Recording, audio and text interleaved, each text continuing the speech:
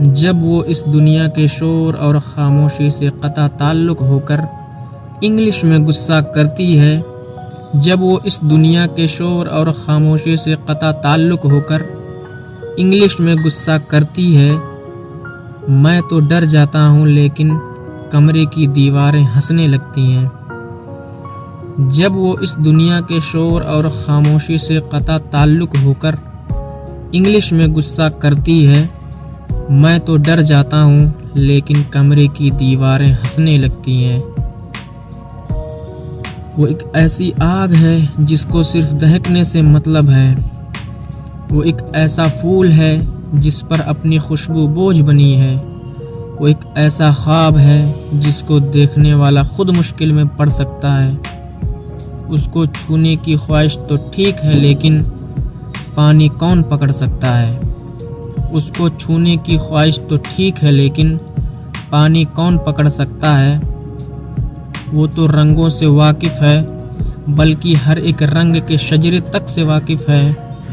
اس کو علم ہے کن خوابوں سے آنکھیں نیلی پڑ سکتی ہیں۔ ہم نے جن کو نفرت سے منسوخ کیا، وہ ان پیلے پھولوں کی عزت کرتی ہے۔ کبھی کبھی وہ اپنے ہاتھوں میں پنسل لے کر ایسی سطریں کھینچتی ہے کہ سب کچھ سیدھا ہو جاتا ہے۔ وہ چاہے تو ہر ایک چیز کو اس کے اصل میں لا سکتی ہے، صرف اسی کے ہاتھوں سے دنیا ترتیب میں آ سکتی ہے۔ ہر پتھر اس پاؤں سے ٹکرانے کی خواہش میں زندہ، لیکن یہ تو اسی ادھورے پن کا جہاں ہے۔ ہر پنجرے میں ایسے قیدی کب ہوتے ہیں، ہر کپڑے کی قسمت میں وہ جسم کہاں؟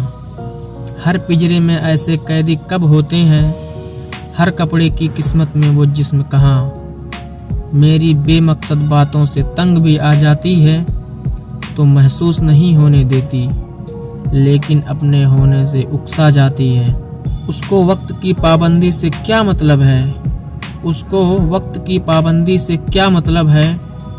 وہ تو بند گھڑی بھی اپنے ہاتھ میں باندھ کر آ جاتی ہے۔